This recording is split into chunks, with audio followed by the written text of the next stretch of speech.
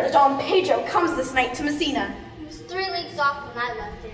How many gentlemen have you lost in this battle? Few of sorts, and none of them. A victory twice itself when each Chiva brings home full numbers. I find here the Don Pedro hath bestowed much honor on a young Florentine called Claudio. He hath borne himself between the figure of a lamb and the feet of a lion. He hath an uncle here in Messina. We'll be very much glad of it. I pray you, is Signor Montanto returned from the wars or no? I don't know that name, lady. There's none such in the army of any sort. What is he that you ask for, niece? My cousin means Signor Benedict of Padua. I pray you, how many hath he killed and eaten in these wars? But for how many hath he killed? For I promised to eat all of his killing. Faith, niece, you tax Signor Benedict too much, but he'll be mean with you. I doubt it not. You must not, sir, mistake my niece, for there is a kind of merry war between Signor Benedict and her. They never met, but there's a skirmish of wit between them. Alas, he gets nothing by that. In our last conflict, 4 of his 5 wits went halting off. And now the whole man is governed with one, so that he have wit enough to keep himself warm. Let him bear it for a difference between himself and his horse. I see, lady, the gentleman isn't in your books. No, and he were, I would burn my study. I'll stay friends with you, lady. Do, good friend. Don Pedro is approaching!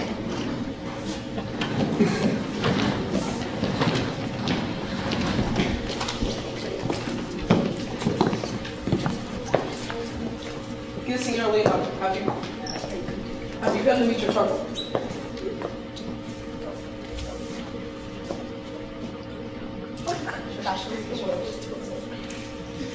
The fashion of the world still awaits us in human counsel. Never came trouble to my house in the likeness of your grace. You embrace your charge too lonely. I think this is doctor. Her mother hath many times told me so. Were you in doubt, sir, that I asked her? Signor Benedict, no, for then you were a child. If Signor Leonato be her father, she would not have his head on her shoulders for all Messina. I wonder that you will always be talking, Signor Benedict. Nobody marks you. My dear Lady Disdain, are you yet living? It's impossible that Disdain should die, or she hasn't eaten such food to feed her, Signor Benedict. It is certain I am loved by all the ladies, only you excepted. And I could, find in my heart that ain't a hard heart, for truly I love none. A dear happiness to women. They can also been troubled with a pernicious suitor. I'd rather hear a dog bark at a crow than a man swear he loves me. God keep your ladyship still in that mind. So some gentleman or other can escape our predestined scratch face. Scratching could not make it worse, and 'twere such a face as yours were. Well, you are a rare parrot teacher. A bird of my tongue is better than a beast of yours. I would your horse have the speed of your tongue, and so good a continuer. But keep your way, in God's name I have done. You always end with a jade's trick. I know you of old. That's the sum of all these, my friends. Signor Claudio and Signor Wainwright, my dear friend Leonardo, hath again invited you all. I tell him we shall stay here at least a month, but he heartily prays some occasion might take us home. Let me bid you welcome, my lord. Being reconciled with the prince, your brother, I owe you all duty. I thank you. I'm not of many words, but I thank you. Please, your grace, lead on. Your hand, Leonardo, will go together. Benedict, didst thou know the daughter of Leonardo? I noted her not, but I looked on her. Is she not the modest young lady? Would you have me speak after my custom for being a professed terror to their sex? No, I pray thee speak in sober judgment. Why, methinks she's too low for a high praise, and too little for a great praise. Only this commendation I can afford her, that were she other than she is, she were handsome, and being no other than she is, I do not like her. Thou thinkest I am in sport. I pray thee, tell me truly how thou likest her. Would you buy her that inquire after her? Can the world buy such a jewel? Yea, in a case to put it into. In my eyes, she is the sweetest lady I've ever looked on. I can see yet without the spectacles, and I see no such matter. There is her cousin, and if she were not possessed with a fury, exceeds her as much in beauty as the 1st of May doth the last of December. But I hope you have no taciturn husband, have you? I would scarce trust myself, though I'd sworn to the contrary if he would be my wife. Does it come to this? Hath not a world one man but wears cap with suspicion? Shall I ever see a bachelor 80 again? Look, Dumb Pedra's returned to seek you. What secret hath held you here that you follow not to Leonardo? I would your grace constrain me to tell. I charge you on your allegiance. You hear, Count Claudio, I can be secret as a dumb man, and I would have you think so. But on my allegiance, mark you this. But on my allegiance, he is in love. With who? Marco Short's answer is. With Hero, Leonardo's short daughter. Amen. For if you love her, the ladies very well with you. You speak this to fetch me, my lord. By my troth, I speak my God. In faith, I spoke mine. And by my two faiths and troths, my lord, I spoke mine. That I love her, I feel. That she is worthy, I know. That I neither feel how she should be loved, nor know how she should be worthy, is the opinion that fire cannot melt out of me. I will live a bachelor.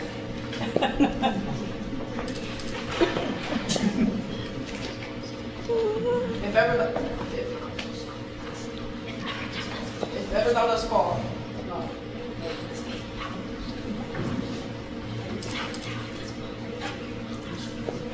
If ever thou dost fall from this face, thou goes prove in no bargain. With anger, with hunger, with sickness, my lord, not with love. Prove that I ever lose more blood with love than I will get again with drinking. Pick out my eyes with the ballad marker's pen, and hang me at the door of the tavern for the sign of blind Cupid. I shall see the ere I die with fell with blood. If I do, hang me in a bottle like a cat, and shoot at me. He that hits me, let him be clapped on the shoulders, and be called Adam. Well, if time shall try, Senor Benedict, prepare to Leonardo and tell him I will not fail him myself. I leave you. Benedict, hello. Hath Senor Leonardo any son, my lord? No child but hero, she is his only heir. Dost thou affect her, Claudio? My lord, when you went to fight this battle, I looked upon her with a soldier's eye that liked, but had a rougher task at hand than to drive liking to the name of love. But now, war thoughts have left their places vacant. In the rooms come thronging soft and delicate desires, all prompting me to how young fair hero is. Well, if ever thou dost love the hero, cherish it, and I'll bring it with her and with her father. And thou shalt have her. Was it not to this end that thou shalt twitch so fine a story? How sweetly you do minister to love. I know we shall have birthday tonight. I will assume my part in some disguise and tell her I am Claudio. And in her bosom I will unclasp her heart. And I will break it with her father. And in the conclusion, she will be gone. In practice, let us put it presently.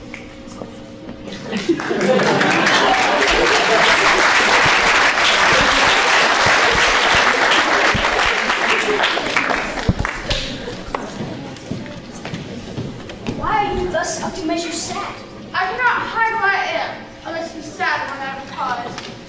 Smile at no man's jest, eat when I have a stomach, laugh when I am merry, play at no man in his humor.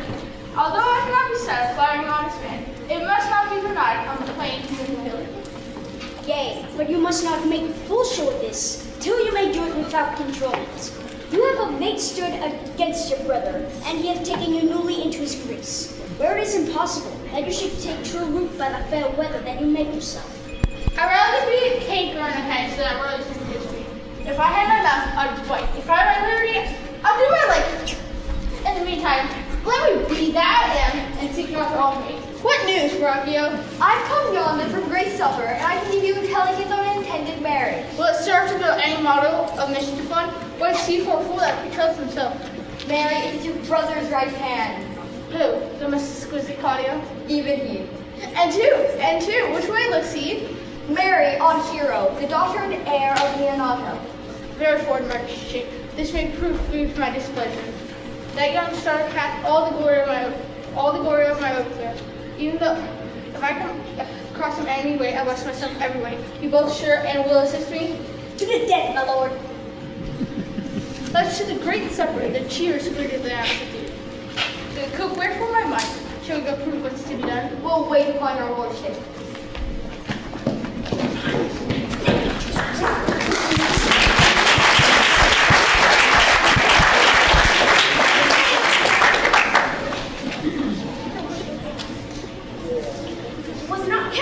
John here at supper. I saw him not. How tartly that gentleman looks. I never can see him, but I'm heartburned an hour after. He has a very melancholy disposition. He were an excellent man that were made just in the midway between him and Benedict. He that is too like an image and says nothing, and the other too like my lady's eldest son, evermore tattling. Then have Signor Benedict's tongue in Count John's mouth, and have Count John's melancholy in Signor Benedict's face. With a good leg, and money enough in his purse, such a man would win any woman in the world. By my troth, niece, thou shalt never get thee a husband, if thou be so shrewd in thy tongue. For the which blessing I am upon my knees every morning and evening. Lord, I could not endure a husband with a beard on his face. I'd rather lie in the woolen. Then you may light on a husband that hath no beard. What should I do with him? Dress him in my apparel and make him my waiting gentlewoman. He that has beard is more than a youth, and he that hath no beard is less than a man.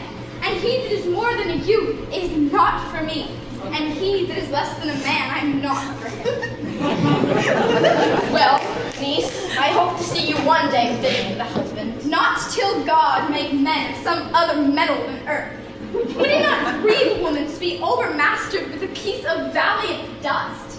To take account of her life to a clod of wayward marl? No, uncle, I'll none.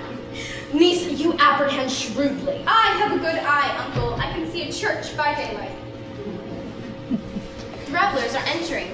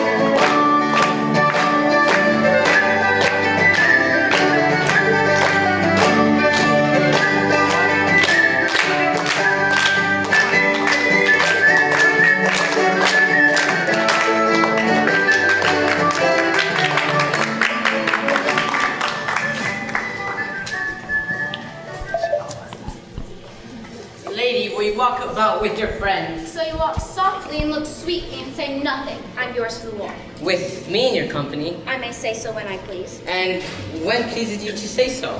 When I like your face, so God defend the loop. Should be like the pace. Speak low if you speak loud. Well, I would that you did like me. So would not I, for your own sake, I have many ill qualities. Which is one? I say my prayers aloud. I love you the better. The hearers may cry amen. God match me with a good dancer. Amen. And God, keep him out of my sight when the dance is done. Answer, clerk. No more words. Will you not tell me who told you so? No, you shall pardon me. Nor will you tell me who you are. Not now. That I was disdainful. For this was Signor Benedict that said so. I pray you, what is he? I'm sure you know him well enough. Not I, believe me.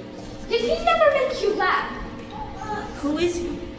Why, he is the prince's jester, a very dull fool. His only gift is devising impossible slanders, and none but libertines delight in him.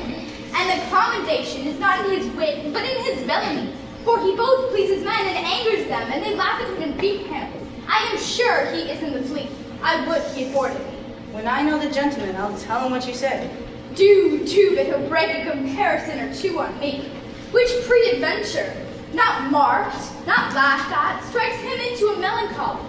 For then there's a partridge wing saved, for the fool will eat no supper that night. We must follow the leaders. In every good thing. Nay, if they lead to any ill, I will leave them at the next turning.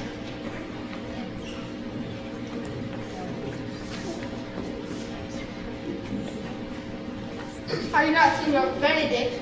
You know me well. I am he. Signor, you're very near my brother love. He's enamored of you. I pray you, dissuade him from her as she is not equal to his birth. How know you if he loves her? I am sure his affection. So did I too, before he had married her tonight. Come, let us to the banquet. Thus enter I in the name of Benedict, but hear these ill news with the ears of Claudio. 'Tis certain so the prince woos for himself. Friendship is constant, all other things, save in the office and affairs of love. Therefore, all hearts in love use their own tongues. Let every eye negotiate for itself, and trust no agent. For beauty is a witch against those whose charms fade melted in the blood. Farewell, therefore, hero. Count Claudio, Yea, the same. come, will you go with me? Whither? About your own business, for the prince has got your hero. I wish him joy of her. Did you think the prince would have served you thus? I pray you leave me. Ho, now you strike like a blind man. If you'll not leave me, I'll leave you. Alas, toward her foul, now will he creep into sedges, but that, my lady Beatrice, should know me, cannot know me. The prince is fool. Ha, it may be I go under that title, because I am married. Nay, I am not so reputed. It is the bitter disposition of Beatrice that so gives me out. Well, I'll be revenged as I may.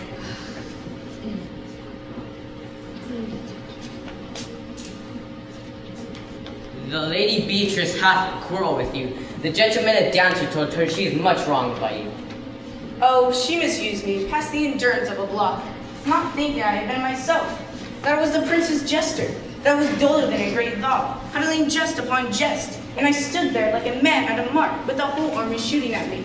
She speaks ponders and every word stabs, and if her breath were as terrible as terminations, there were no living near her. She would infect the North Star. Look, here she comes. Will your grace command me to any service to the world's end? I will go on the slightest errand now to the emperor pods. I'll fetch you a toothpicker from the furthest inch of Asia. I'll fetch you a hair of the great champ's beard. Do you have any massage to the pygmies rather than boldly words conferred to this harpy? Do you have no employment for me? None but to desire your good company. Oh God, sir, he's a dish I love not. I cannot endure my lady tongue. Come, lady, come. You have lost the heart of Signor Benedict. You have put him down, lady. You have put him down. So I would he should do me, my lord, lest I prove the mother of fools. I have brought Count Claudio, whom you sent me to seek. How now, Count? Wherefore are you sad? Not sad, my lord. How then sick? Neither, my lord. The Count is neither sad, nor sick, nor merry, nor well, but civil Count. Civil as an orange, and something of that jealous complexion. If he be so, his conceit is false. Here, Claudio, I have wooed in thy name, and fair hero is won. I have broke as your father, is goodwill obtained. Name the day of marriage, and God give thee joy. Count, take of me my daughter, and with her my fortune. His grace hath made the match, and all grace say amen to it. Speak, Count, 'tis your cue. Silence is the perfectest herald of joy, for if I little have I would say how much. Lady, as you are mine, I am yours, and I give myself away to you and dote upon the exchange. Speak, cousin, or if you cannot, stop his mouth with a kiss and not him speak neither. In faith, lady, you have... Yea, my lord, I thank it, poor fool. It keeps on the windy side of care. My cousin tells him in his ear that he is in her heart. So she doth, cousin. Good Lord, for alliance. Thus goes everyone to the world but I. I may sit in a corner and cry, hi-ho, for a husband. Lady Beatrice, I will get you one. I would rather have one of your father's getting. Hath a grace and a brother like you. Your father got excellent husbands, if a maid could come by them. Will you have me, lady? No, my lord, unless I might have another for working days. Your grace is too costly to wear every day. But I beseech your grace, pardon me. I was born to speak all mirth and no matter. Niece, will you look to those things I told you of? I cry you mercy, uncle. Cousins, God give you joy by your grace's pardon. By my troth, oh, pleasant is fear to lady. There's little of the melancholy element in her, my lord. She cannot endure to hear tell of a husband. Oh, by no means. She mocks all her wooers. She were an excellent wife for Benedict. Oh, Lord, my lord, if they were but a week married, they would talk themselves mad. Count Claudio, when we need to go to church? Tomorrow, my lord.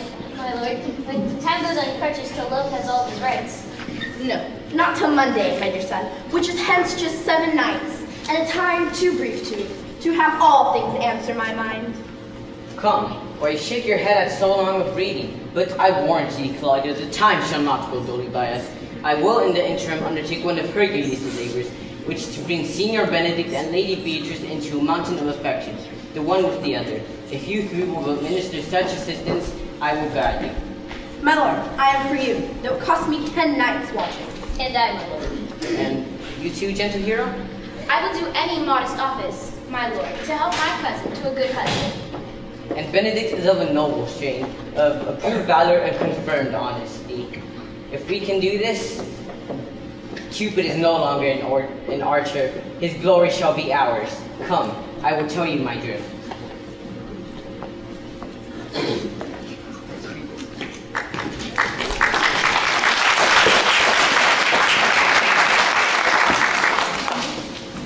It is so that Count Claudio shall marry the Dudley and Rado. Yea, my lord, but I can cross it.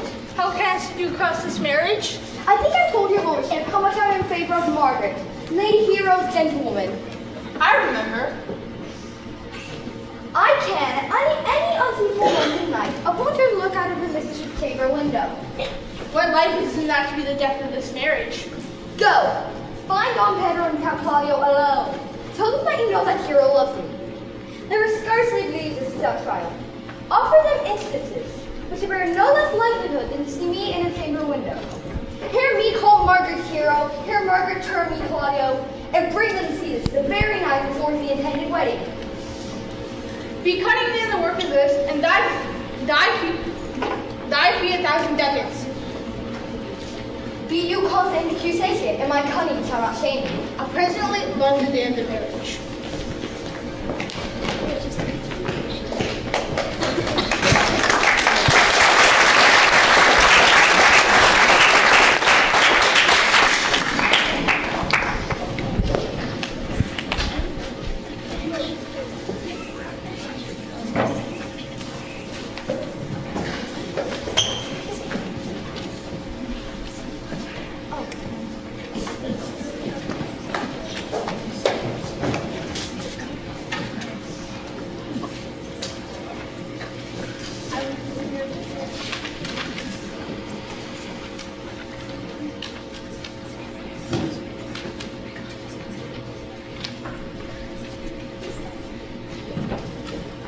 I do much wonder that one man, seeing how much another man is a fool, when he dedicates his behaviors to love, will, after he hath laughed at such shallow follies in others, become the argument of his own scorn by falling in love. And such a man is Claudio. I would have known he would have walked 10 miles afoot to see a good armor, and now will he lie 10 nights awake, carving the fashion of his nude doublet. He was wont to speak plain and to the purpose, like an honest man and a soldier, and now he's turned orthography, his words, a very fantastical banquet, just many strange dishes. May I be so converted to see with these eyes?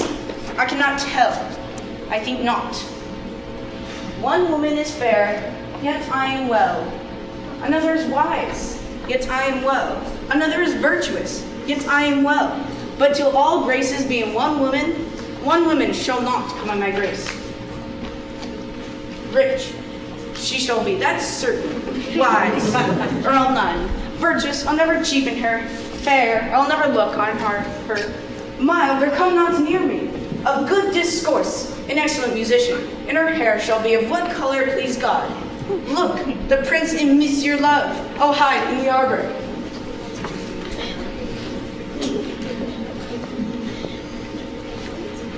See you where Benedict hath hid himself.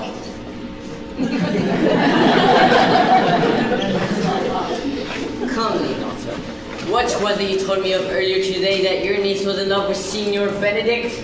I did never think she would love any man. No, nor I neither. But most wonderful that she should so dote on Signor Benedict, whom she hath in all outward appearance seemed ever to abhor. Why? What effects of passion show she? What effects, my lord? She will say you.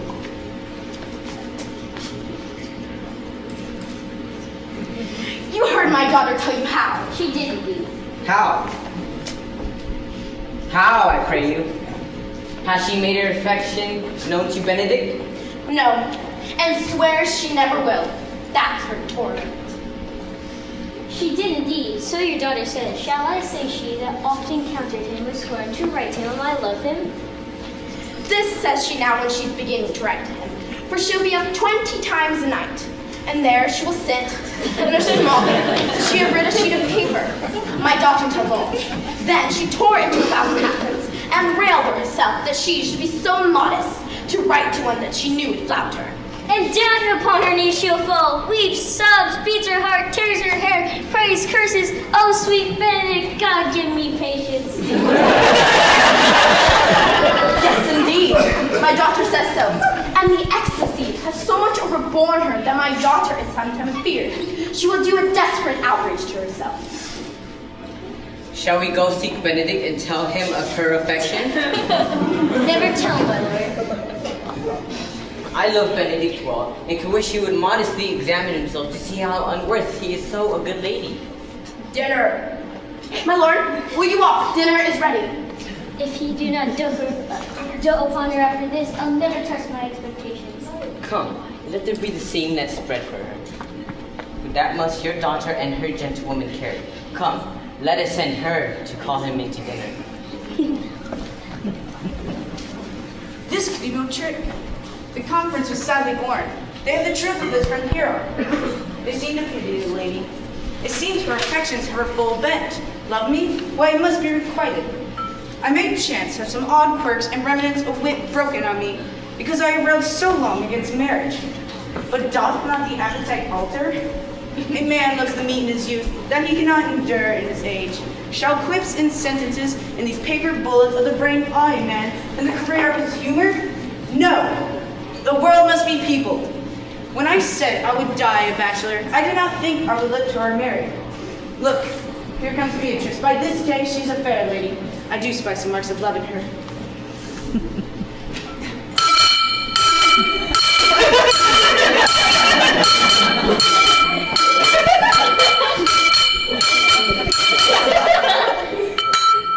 Against my will, I have come to since you bid in come to dinner. Fair Beatrice, I thank you for your pains. I took no more pains for those thanks than you took pains to thank me. If it had been painful, I would not have come. Then you take pleasure then in the message?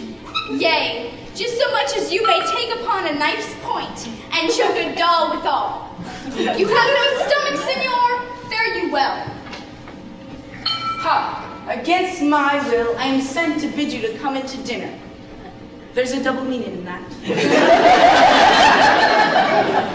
I took no more pains for those thanks than you take pains to thank me.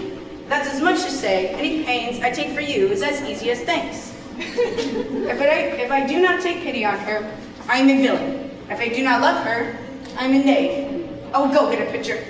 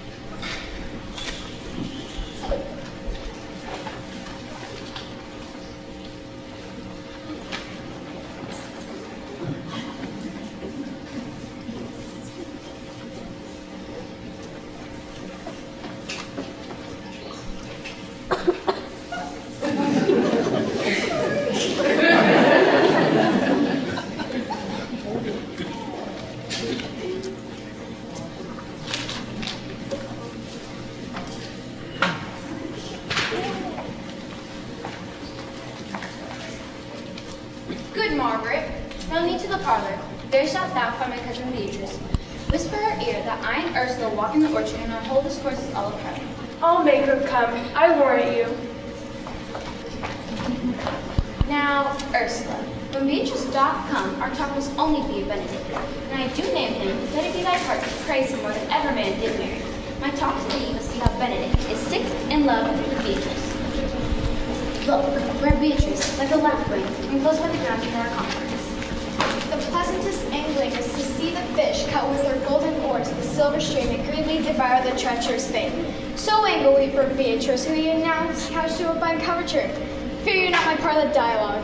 Then we go near her, and let her ear lose nothing of the false sweet bait that we lay for it. But are you sure that Benedict loves Beatrice so entirely? So says the prince and my new betrothed lord. And did they bid you tell her of it, madam? They did entreat me to acquaint her of it, but I persuaded them, if they love Benedict, to wish him wrestle with affection and never to let Beatrice know of it.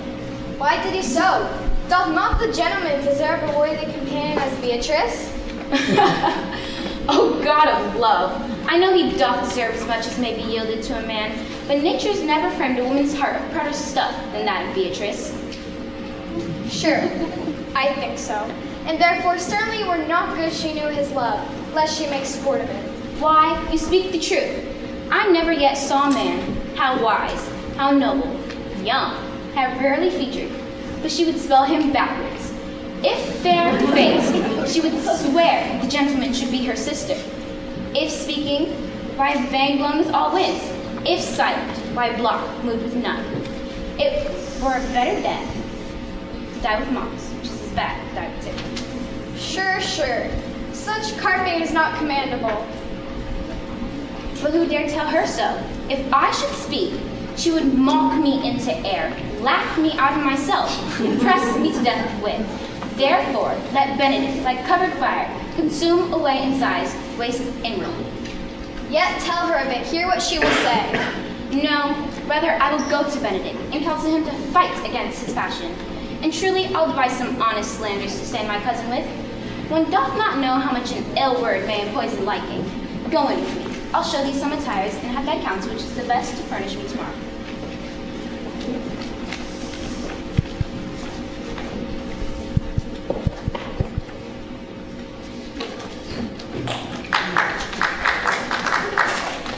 What fire's in my ears? Can this be true? Can I stand condemned for pride and scorn so much? Contempt farewell and maiden pride adieu. And Benedict, love on. I will quite thee, tending my wild heart to thy loving hand. For others say thou dost deserve, and I believe it better than reported.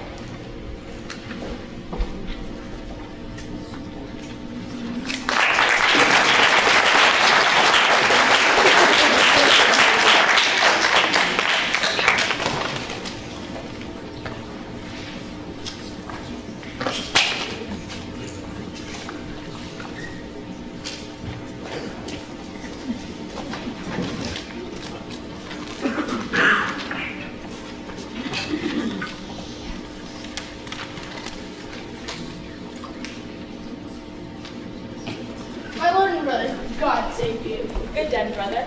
If you leave me, sir, I'll speak with you in private. If it pleases you, Count Claudio be here while I speak concerning him. What's the matter? Means your lordship to get married tomorrow? You know he does. I know not what he knows what I know. If there be any impediment, I pray you discover it. I can hither to tell you that the lady is disloyal. Who, hero? Even she, Leonardo's hero, your hero, every man's hero. Disloyal? The word is too good to stand out of weakness. Go about with me tonight, and you shall see the chamber windows enter. If you love her then, tomorrow wedding. But it better fit your honor, change your mind. May this be so. I will not forget. If I see anything tonight why I should not marry her, then tomorrow in the congregation where I be wed, I will put shame upon her. And as I root for thee to attain that, I will join with thee to disgrace her. I'll disparage you no further until you are my witnesses. Bear it coolly, but till midnight. Unless the issue shows itself.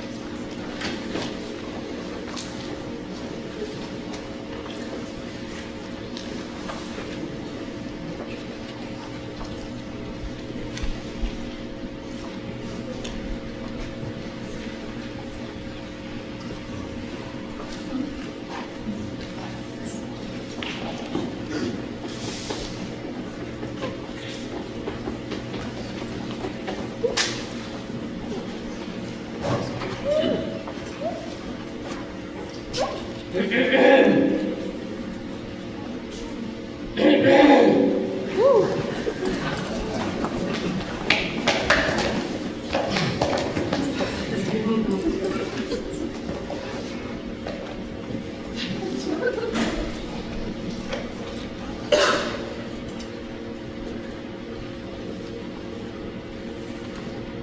you a good man and true? Yea, or else it would be, but they should suffer salvation. Nay, that's great punishment too good for them. Well, give them their charge, leaving up First, who think you most deserve this man, constable? You, okay, sir. Or George Sequel, for he can write and read. Come hither, neighbor Sequel. It is thought you're the most responsible man for the watch. So therefore, bury the lantern. Bury you the lantern. This is your charge. You shall comprehend all the government. You shall bid any man stop in the prince's name. How can you not stop me? Why then? Let him go. And thank God you're rid of the name. If he does not stop when he is bidden, he is none of the prince's subjects. True, and they're to meddle none but the prince's subjects. They are also to make no noise in the streets, for the watch to babble and talk is most tolerable and shall not be endured. We would rather sleep than talk. Why you speak like a most ancient and quiet watchman, for I cannot see how sleeping should defend. Only have care for the pikes not to be stolen. You are to call out to all the alehouses and bid those that are drunk and get them to bed. How can you not?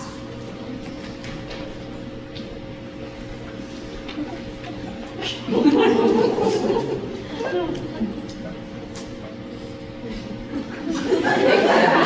to bed.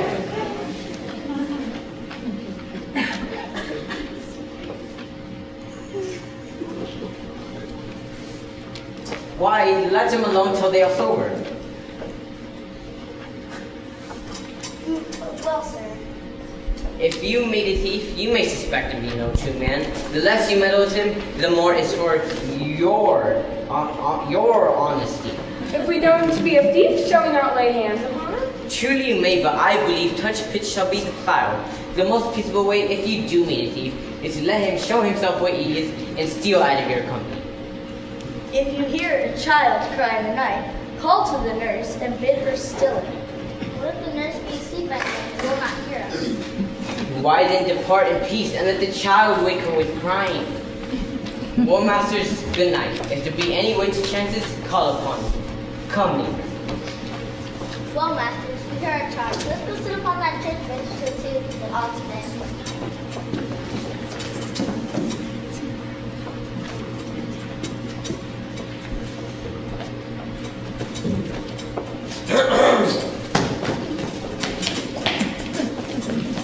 One more word, honest neighbors. I pray you watch about Signor Leonardo's door, for there being a wedding there tomorrow. There is a great coil tonight. Adieu, be vigilant, I beseech you.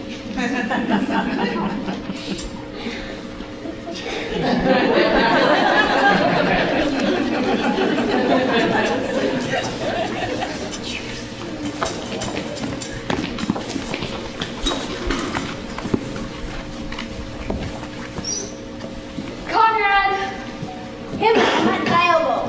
Stand thee close, and I will, as a true drunkard, utter all to thee. Some treason, masters. Stand close. Know that I have earned of Don John 1,000 ducats. Should any villain... It is down up here, somebody. No, it was the bane of the house. Know that I have of tonight wooed Margaret, the Lady Hero's gentlewoman, by the name of Hero. He leans me out into Mrs. Chamber window, bids me 1,000 times good night. I tell the tale vilely. First I should tell thee how Prince and Claudio, my master, planted, placed, and possessed by my master Don John, saw far in the orchard this amiable encounter. And thought thy Margaret was here. Two of them did, the Prince and Claudio. But the devil my master knew he was Margaret. Away went Claudio in rage. What he was the next day at the temple as was disappointed for the whole congregation. She comes when it's all night, then comes in without a husband. We charge you in the prince's name. Stand! Masters, masters. As you ever speak, we charge you, let us obey you to go with us.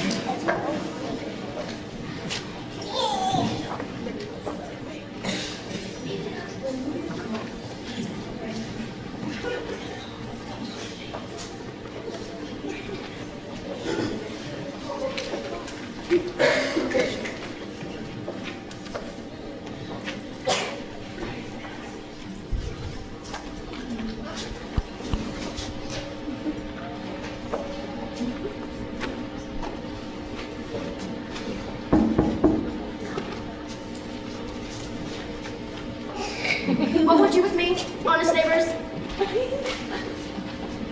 Mary, sir, we would have some confidence that discerns you nearly. What is it, my good friends? Goodman Verges, sir, speaks little of the matter. An old man, sir, whose wits are not so blunt as God I desire they were.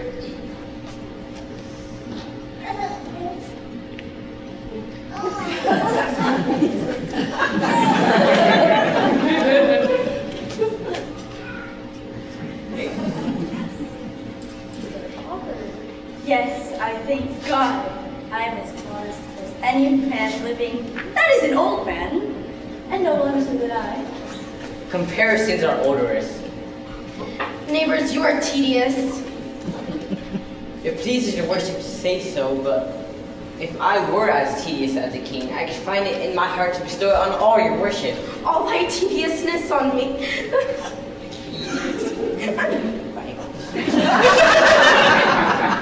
Yea, for I believe. Yea, for I believe.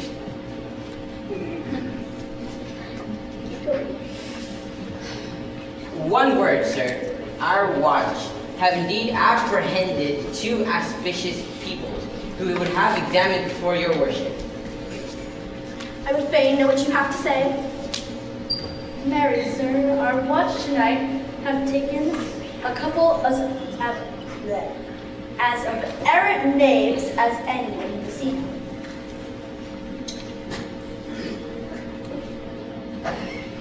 A good old man, sir. But as they say, when the age is in, the wit is out. And when two men ride of a horse, one must ride behind. All men are not alike, alas, good neighbor. Yea, neighbor, nobody marks you. I must leave you. One word, sir.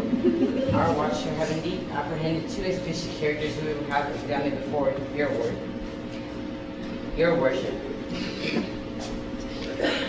Take their examination yourself and bring it to me.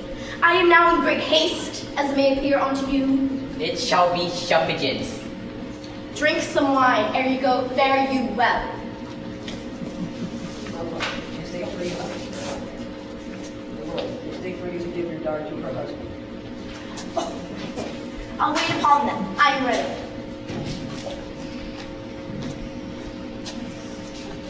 Go, good partner. Get you the sexton and bid him bring his inkhorn and pen to jail. We are to examination these men.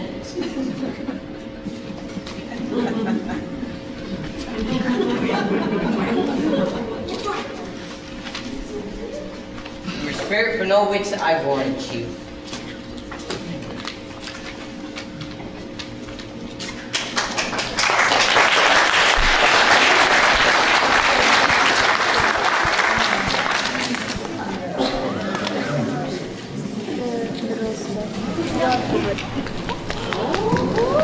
Come, friends.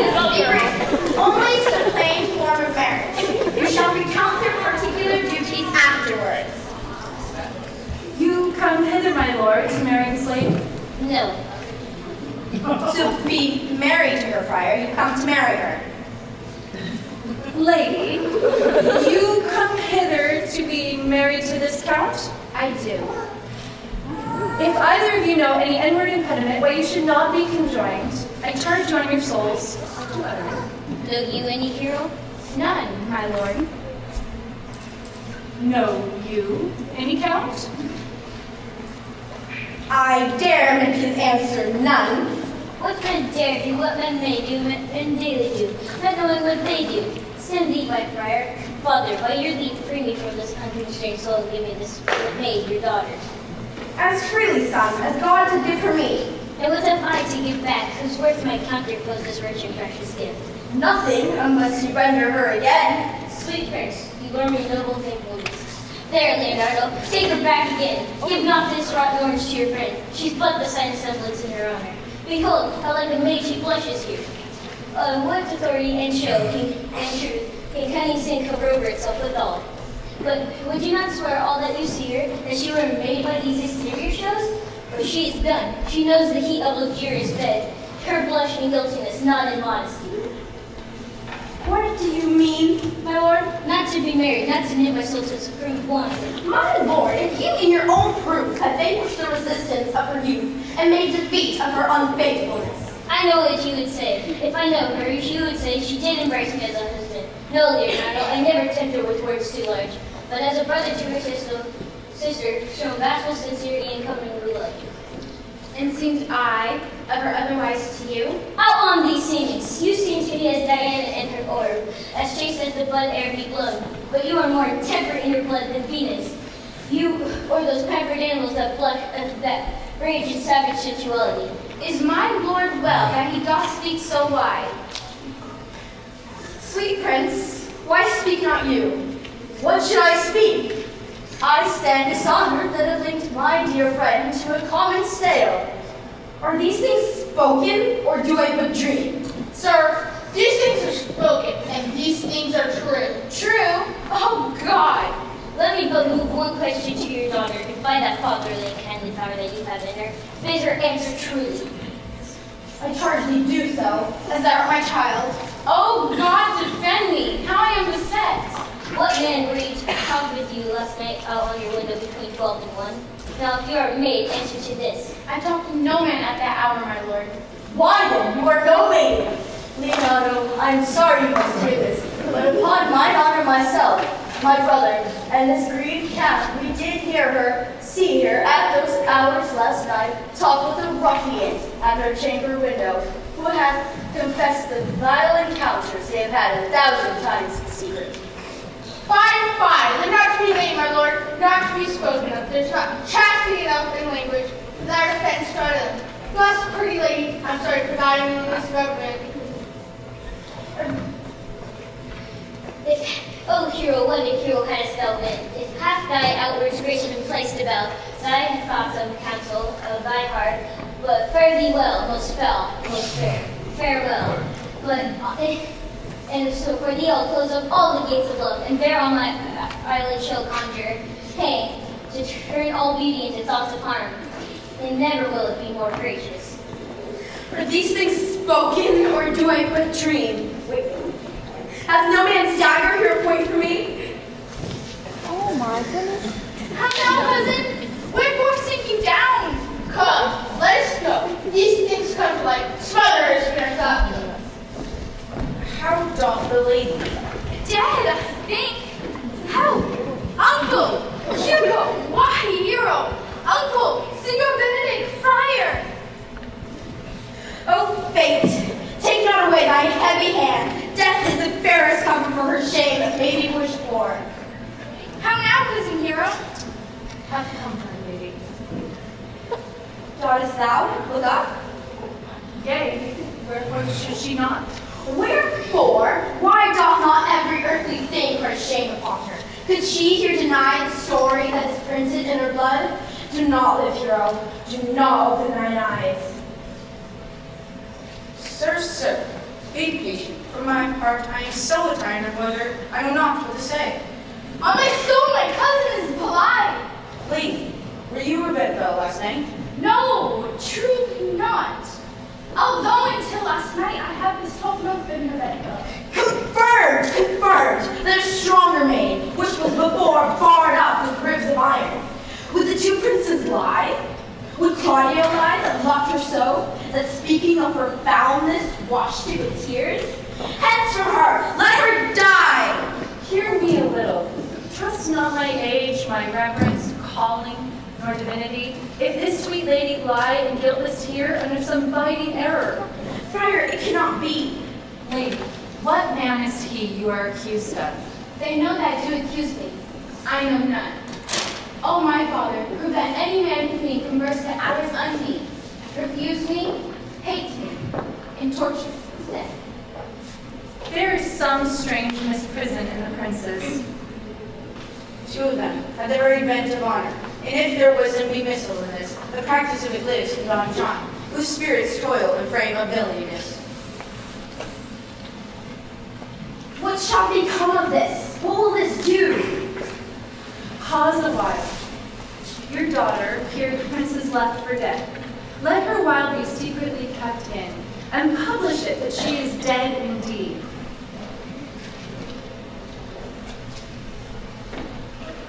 We may conceal her, as best befits her wounded reputation, out of all eyes, tongues, and minds, till these wrongs may be put to right. Signorina, let Friar advise you. Being that I flow in grief, the smallest twine may lead me. 'Tis well consented. Presently away, come lady, die to live. This wedding day perhaps is but prolonged. Have patience and endure.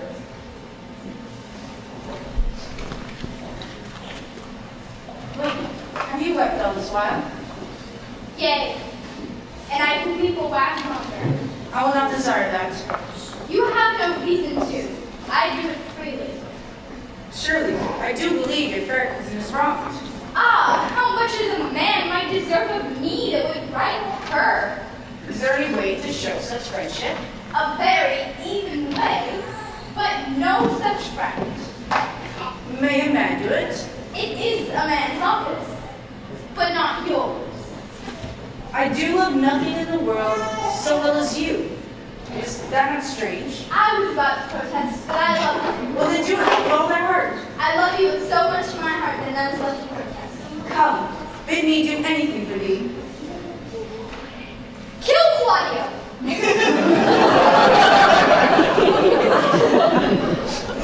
No, not for the wide world.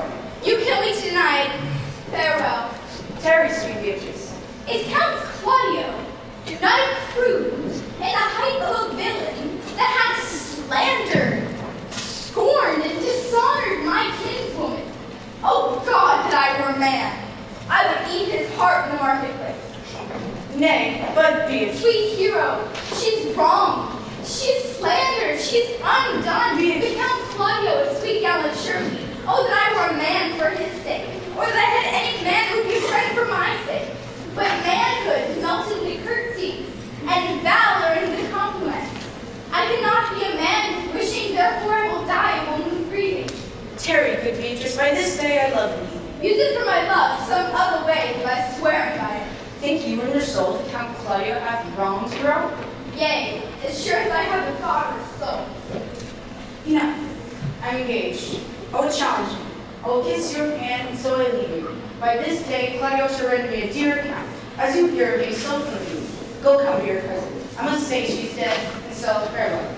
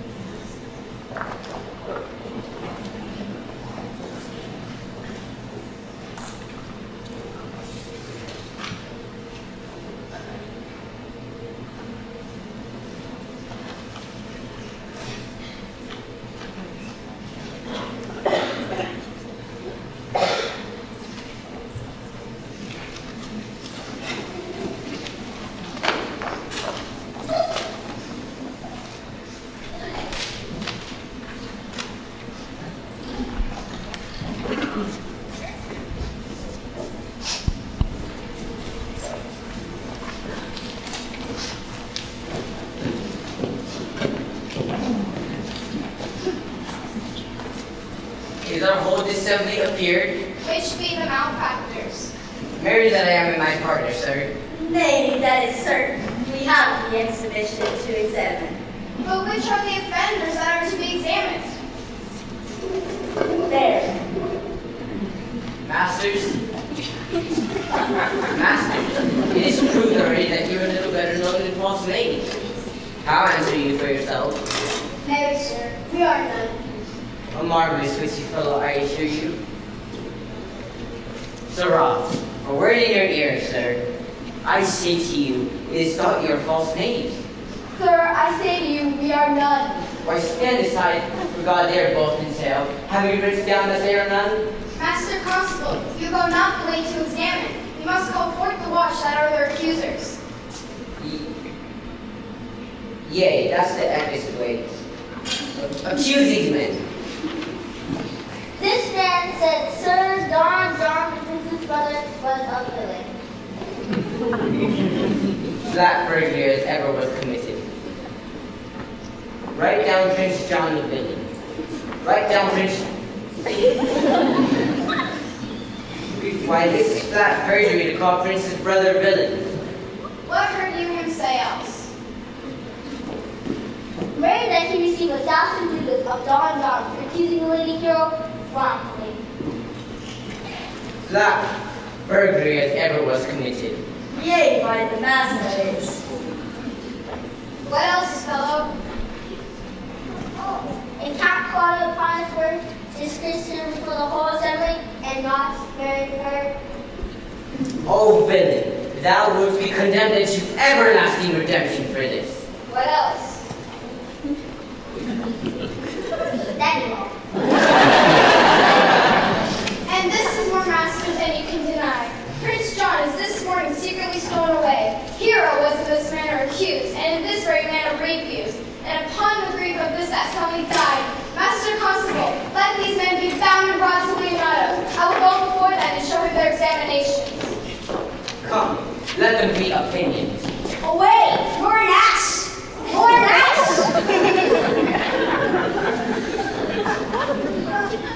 Dost thou not suspect my place? Dost thou not suspect my years? Oh, he that should hear strikes me down as an ass. But masters, remember that I am an ass. Though it's not to be written down, yet it's not to forget I am an ass.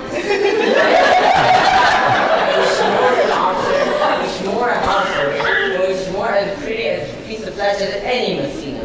And one that knows the law, go to. And a rich fellow enough, go to. And one has had losses, and one that has had 2 gowns and everything handsome about him. Oh, bring him away that I had been written down an ass. I am an ass.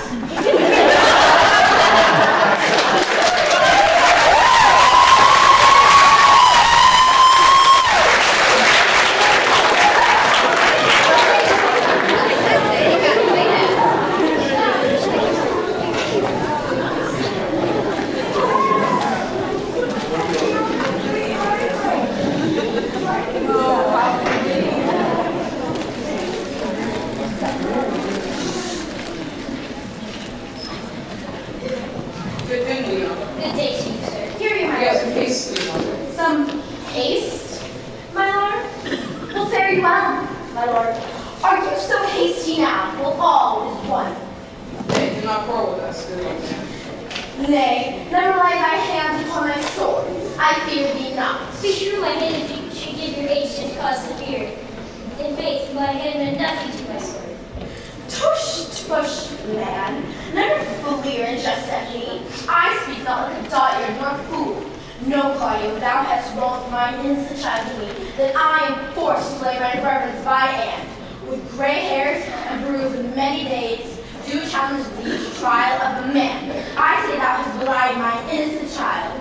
Thy slander hath gone through and through her heart, and she lies buried with her ancestors, in a tomb where never scandal slept. Save this curse, framed by thy villainy. My villainy. Thine, Claudio. Thine, I say. You say not right, old man. My lord, I'll prove it. On his body, if you dare. Oh wait, I'll not have to do with you. Canst thou so doff me? Thou hast killed my child. If thou killest me, boy, thou shalt kill a man. You know, my heart is sorry for your daughter's death, but in my heart, she was charged with nothing but truth and full of proof. My lord, my lord, my lord. I will not hear you. No, I will be heard. See, here comes the man who comes to seek. Now, senor, what news? Good day, my lord. I came here to seek you both. We've been up and down to seek thee, for we are haggard with melancholy and would fain have it beaten away. What can you say with? It is in my scabbard. Shall I draw it? Dost thou wear thy wit by thy side? Shall I speak a word in your ear? God bless me from a challenge. You are a villain. I just not. I'll do good how you dare. With what you dare and when you dare. Do me right, or I'll protest your cowardice. You have killed a sweet lady, and her death shall fall heavy on you. Well, I will meet you. My lord, for your many courtesies, I think I must discontinue your company. Your brothers left my seat. You, of among you, killed a sweet and innocent lady. Very well, boy. You know my mind. He's in earnest. In most profound earnest, I warned him for the love of Beatrice. Basalt, did you not say my brother is fled?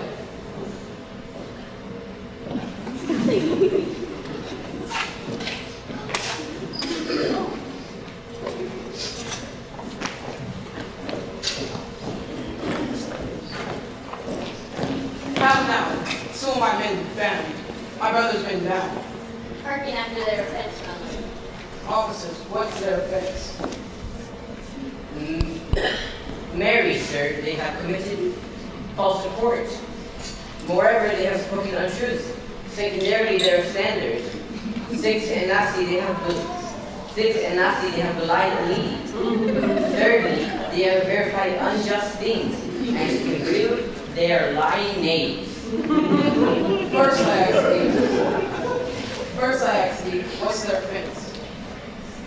First I ask thee, what they have done. Thirdly, I ask thee, what's their offense? Sixthly, and lastly, I ask thee, why they are committed, and to confirm what you lay on the charge. This learned principle is to be understood. What's your offense? Sweet prince, I deceive even your very eyes. What your wisdoms could not discover, these shallow fools have brought you to light. Don John brought you to your orchard, where you saw me court martyred in Pharaoh's garments. Runs not the speech like iron through your blood? Sweet hero, now thy image doth appear, in rare semblance that I loved at first. Come, bring away the plaintiffs. By this time our sexton hath performed seniorly notto of the matter. Masters, do not forget which time and place shall specify that I am an ass.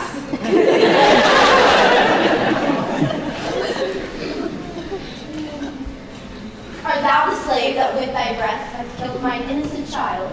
Yea, even I alone. No, not so, villain. Thou beliest thyself.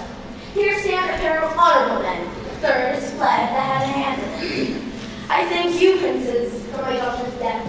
Record it with your high and worthy deeds. I know not how to pray or take things. Yes, I must speak. Choose your revenge yourself. Impose to me what penance you will lay upon my sin. Sin I not, but in mistaken. I cannot bid you my daughter live. That were possible. But I pray you both possess the people in the scene that hear how innocent she died. And if your love can labor in sad intention, hang her an epitaph upon her tomb, and sing it to her bones. Sing it tonight.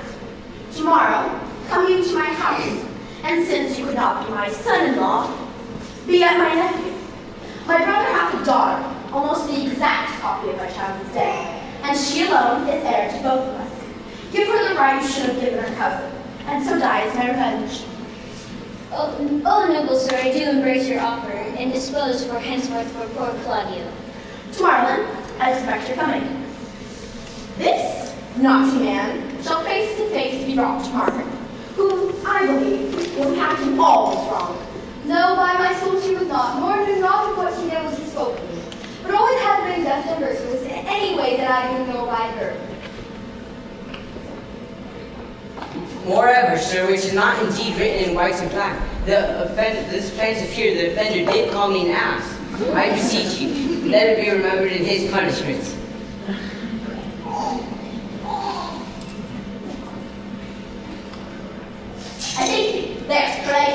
God see the foundation. Go and discharge the other prisoner, and thank me. God keep your worship. I wish your worship well. God restore you to health. I humbly give you leave to depart. And if a merry meeting might be wished, God prohibit it.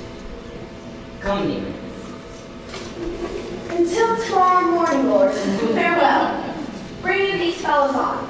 We'll talk with Margaret. See how our way through with this weak fellow.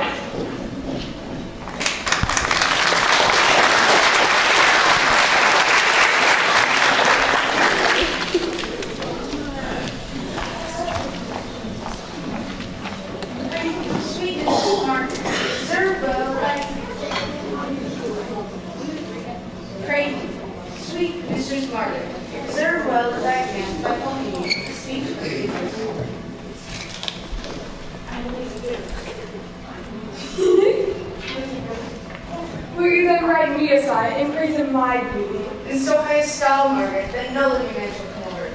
For in truth, thou deservest it. To have no man come over me, why should I was to keep a little stairs? Thy wit is as quick as a greyhound's mouth. It catches. And yours is blunt as a venture spoiled, which hit but hurt not. A most manly wit, Margaret. It will not hurt a woman. And so, I pray thee, call Beatrice. I will call Beatrice too, but I think she hath legs. Therefore come.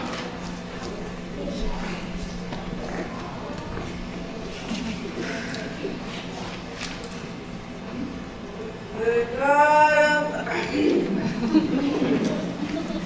that sits and knows me, how pitiful I deserve. I mean, it's singing. I was never turned so over and over than my poor self in love. Mary, I cannot show rhyme. I have tried.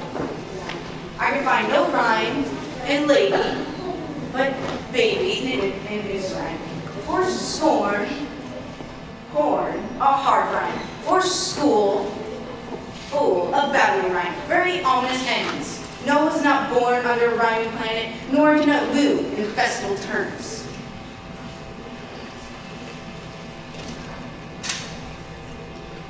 Oh, sweet Beatrice, wouldst thou come when I call thee? Yea, Signor, and depart when you bid me. Oh, stay but till then. Then is spoken. Fare you well. And yet ere I go, let me go with what I came for, which is with knowing what hath passed between you and Claudio. Only foul words, and thereupon I will kiss thee. Foul words is but foul wind, and foul wind is but foul breath, and foul breath is noisome. Therefore I depart unkissed. Thou hast righted the word out of the right sense. So forceful is thy wit. I tell thee, plainly Claudio undergoes my challenge. And if I shall not hear from him, I will subscribe him account. But I pray thee, now tell me, or which of my bad parts didst thou first fall in love with me? For them altogether, which maintain so politic in a state of evil that they will not admit any good part of intermingled with them. But for which of my good parts did you first suffer love? For me. Suffer love? A good of effect. I do suffer love indeed, for I love you against my will. Poor heart, I think. Alas, poor heart. If you spite it for my sake, I will spite it for yours. For I will never love which that my friend hates. Thou and I are too wise to woo peaceably. And now tell me, how doth your cousin? Very ill. And how do you? Very ill too. Serve God, love me and mend. Madam, you must come to your uncle. It is true my lady here hath been falsely accused. Don John, Claudio mightily abused. Don John, who is author of all who is fled and gone, will you come presently? Will you come here this news, Signor?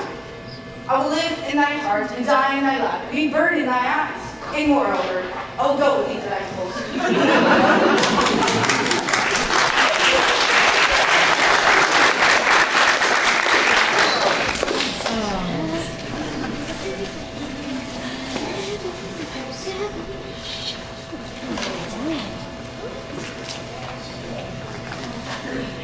Done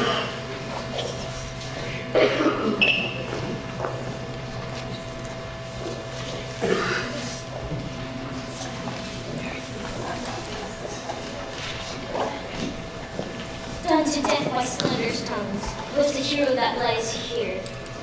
Death in her girdle for wrongs gives her fame that which never dies. So the life that died with shame lives in death with glorious fame. Hang thou there upon her tomb, praising her when I am dumb. Now music, sound, and sing your solemn hymn. Pardon, goddess of the night, those that slew thy virgin night, for the witch with songs of woe, round about her tomb they go. Midnight, assist our moan, help us to sigh and groan. Heavily, heavily, raise down, yield your dead, till death be uttered. Heavily, heavily.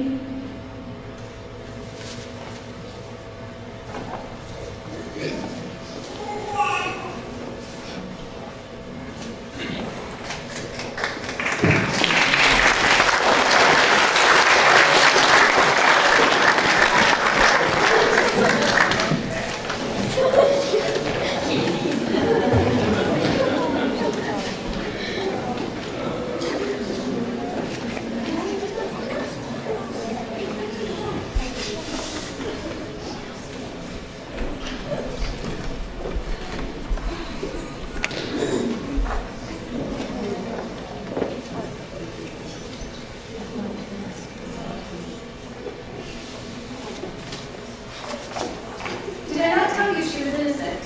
So were the prince and Claudio who accused her. Margaret was losing fault for this, although against your will, as it appears. Well, doctor, gentlewoman all, withdraw into a chamber by yourselves, and when I send for you, come hither mass. Friar, I must entreat your pains. To do what, Seymour? To bind me or undo me. One of them. If Signor Leonardo, for truth is good, Signor, your niece regard me with an eye of favor. That I, my daughter, lend her. 'Tis most true. And I do with an eye of love requite her. The sight whereof I think you have from me, from Claudio, and the prince. But what's your will? Your answer, sir, is enigmatical. For my will is to be conjoined with the state of honorable marriage, in which, good fire, I shall desire to go. My heart is with your liking. And my help. Here comes the Prince and Claudio. Good morrow to this fair city. Good morrow, Prince. Good morrow, Claudio. We here attend you. Are you yet determined today to marry with my brother's daughter? I'll hold my mind where she Call her forth. Here's the fire ready. Good morrow, Benedict. Why? What's wrong that you have such very face? So full of frost, of storm and cloudiness.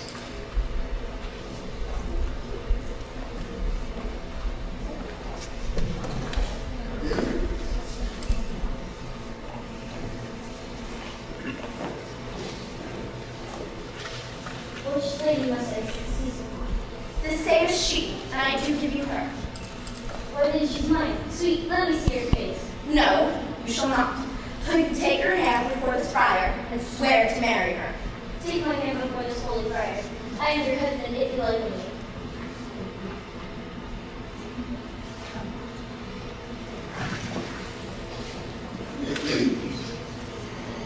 And when I lived, I was your other wife. And when you loved, you were my other husband. Another hero? Nothing certain. One hero died defiled, but I do live. And as surely as I live, I'm yours. A former hero, the hero that is dead. She died, my lord, but whilst her slander lived. Let us to the chapel then.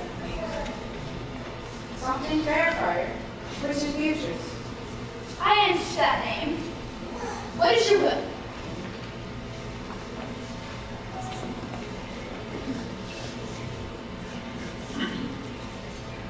Do not you love me?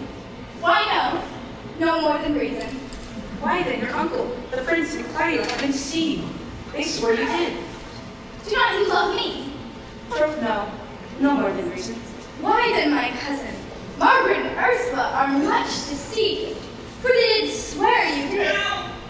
They said you were mistake for me. They swore that you were well nigh dead for me. 'Tis no such matter. Then you do not love me. No, truly, but in front of your offense.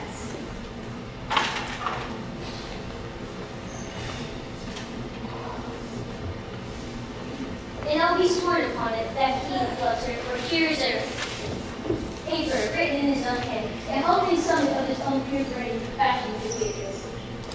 And here's another, written in my cousin's hand, stolen from her pocket, containing her affections on Benedict. A miracle. It is our own hands against our hearts. Come, I will have you. I will take thee for pity.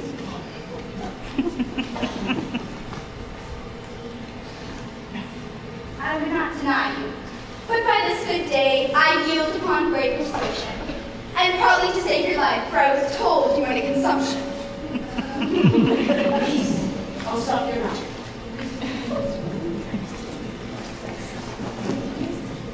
The look of John is like about which I met back to see him.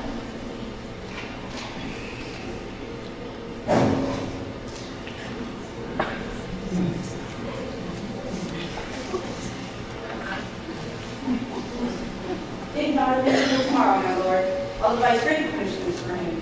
For thy part, Claudio, I do not think to appease thee. But in that thou art like to be my kinsman, live unbruised and love my cousin. Come, come, dear friends.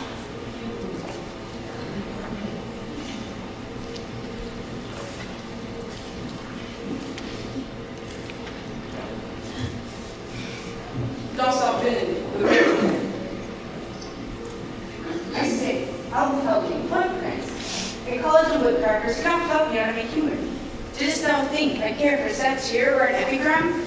No. In brief, since I do propose to marry, I'll think nothing to the purpose that the world can say against it. For man is a giddy thing, and this is my conclusion. Let's have dance ere we are married, that this may lighten our hearts and our wise heels. We'll have dancing afterwards. First on my word, prince, thou art sad.